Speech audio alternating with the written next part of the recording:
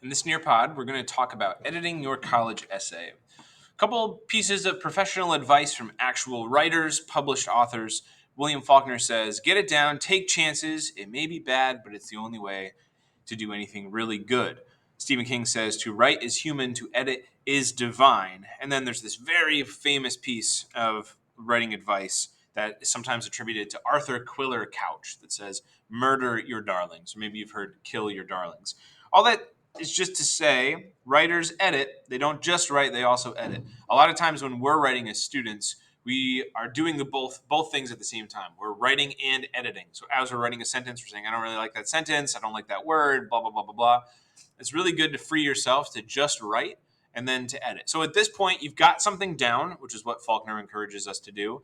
And now you can do this divine thing of making it better, not just what it is, but what it could be if you spent time doing some of the things we'll talk about in this Nearpod. So we're going to talk about the standard rubric that we use: focus, content, organization, style, conventions. We're mostly going to spend time talking today about focus, organization, and style. And I'm going to give you some specific pointers on how to think about each of these aspects of writing. And then I'm going to also give you some specific practices, some things that you could do to enhance your piece. This is very open-ended, so I'm trying to offer you things that hopefully will be helpful to you, and then you can kind of choose how you're going to approach your revision. All I need to see is a revised piece. So let's talk a little bit about focus. Let's talk about some problems that maybe we're experiencing in the rough draft, and then some ways that we could fix those problems.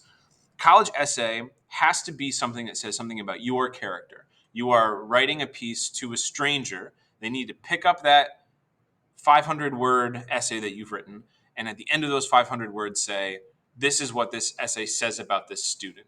Some of you guys are focusing a lot on the topic. You're saying, this is the story I have to tell. This is the most important story, the most important thing that's happened to me.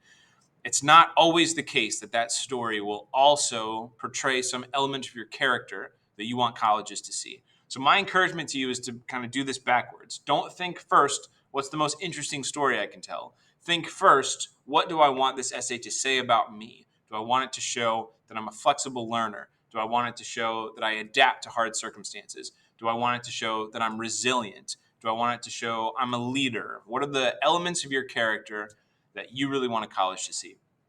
When you have that focus in mind, then you can do this kind of complicated balancing act that this essay is asking us to consider, because this is not just a personal narrative, it's also a college essay. Keep your academic audience in mind, right? Some of you guys are talking about personal stuff, and that's awesome. And it's hard to give you edits or advice on how to talk about your own story, right? These are our personal, meaningful stories.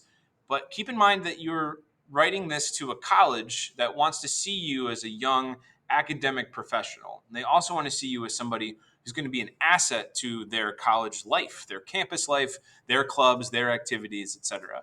So you don't have to tell them what you don't want to tell them. You don't have to tell them about the biggest suffering that you've experienced. You also don't have to tell them things that don't reflect well about you. You should think about your audience primarily as you're writing this piece.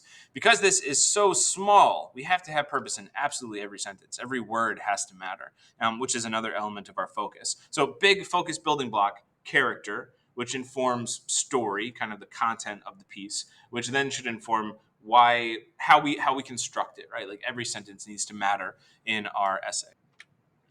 So here's just a couple ideas about how to do this. One would be to explode the moment. So rather than kind of telling a linear chronological story, take one moment in the story and expand out that moment so that we can see something about you in the moment. Some of you guys are hung up a little bit too much on the story, and I need to tell you this first, and I have to include these details. You don't have to include anything other than the moment in that story that shows something about who you are as a person. A couple other how-tos here. I would very much encourage you to have a friend read your essay and then ask them what 3 things this essay says about you. You could also do that with a relative stranger, which of course is me reading your piece. I would also very much encourage you to focus on concision, so going through your paper, identifying redundancies, especially identifying irrelevancies. Do I need this detail? Does this add anything to my piece? And delete all that stuff.